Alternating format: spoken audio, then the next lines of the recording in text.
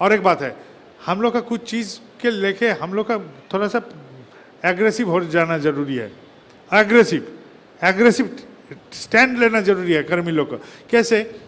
हम लोग जब ईश्वरी के बारे में पूछता है तो हम लोग भयभीत हो जाते हैं, बोले धर्म में पैसा क्यों? तो हम लोग डिफेंस में आ जाते हैं, शायद ठाकुर जी ऐसा कुछ बोले हैं जो ठीक नहीं है, धर्म में पैसा क्यों? उत्तर तो मेरे पास भी नहीं है, ऐसा मालूम पड़ जाता है। लेकिन हम बोलते हैं बेटा तुम जो ये बच्चे से ये इतना बड़ा हुआ है, बिन पैसा का बड़ा हुआ है। तुम्हारा माँ बाप ने जो तुमको जन्म दिया है उस समय भी पैसा लगा था, तुमको खिलाया पढ़ाया तब भी पैसा लगा। तुम अभी जब बाप माँ को सेवा करोगे तब भी पैसा लगेगा। तो तुम्हारा बाप माँ और तुम्हारे बीच में पैसा आ सकता है, तो ठाकुर जी के साथ क्यों नहीं आएगा? तुम्हारा बाप माँ और तुम्हारे साथ जो पैसा का संपर्क है वो उसको तुम व्यवहार में लगाते हो, और ठाकुर जी को जो देते हैं उसको व्यवहार में वो नहीं लगाते हैं।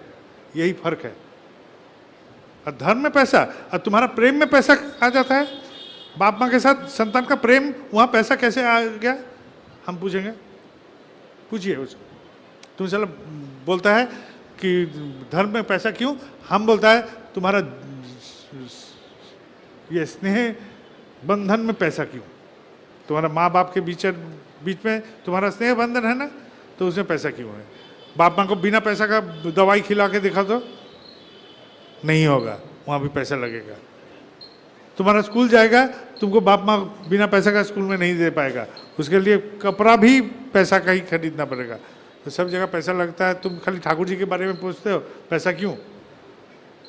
तुम्हारा जन्म हुआ है पैसा के हाथ पकड़ के, तो तुम क्या बोलते हैं? ऐसा करके बोलना चाहिए।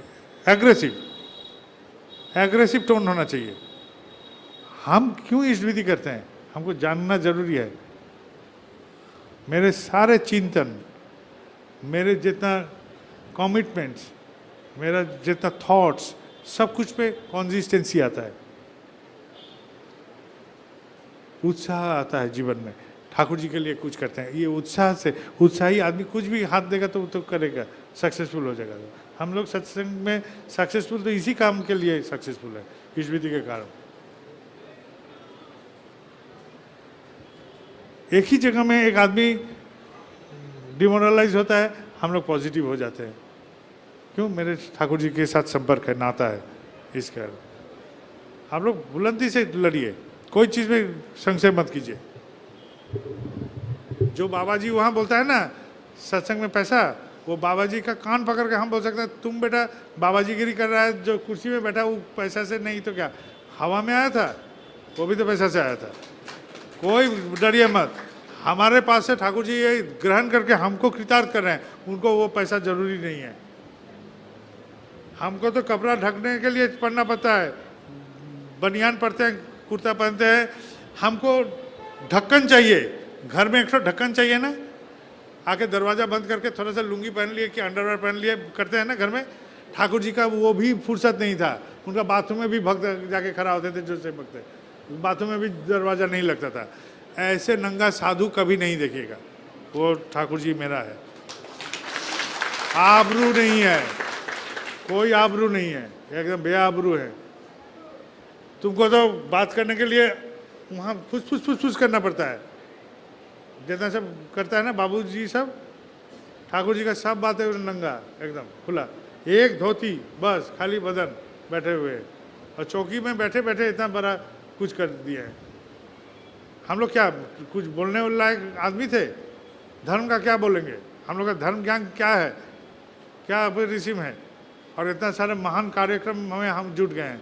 देखिए तो एकदम मस्त रहिए, हमारा ठाकुर जी महान है और हम उस महान का एक छोटा सा बोल, किसी से कोई डरने का नहीं।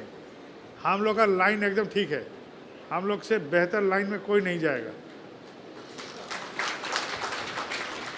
कोई हम लोग से नहीं पारेगा। हम लोग नहीं करते हैं, हम लोग सब लाइन है और चलते रहते रेंगते रहिए,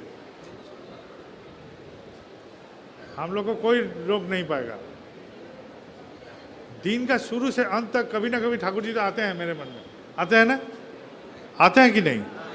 यदि आते हैं तो ठाकुर जी मेरे साथ हैं, और ठाकुर जी मेरे साथ हैं तो अर्जुन के साथ यदि वहाँ कुरुक्षेत्र में निहत्था कृष्ण रह के जिता दे सकते हैं, तो हमारे साथ तो वो हैं सर, हम जीत जाएंगे। जाइए, जय गुरु।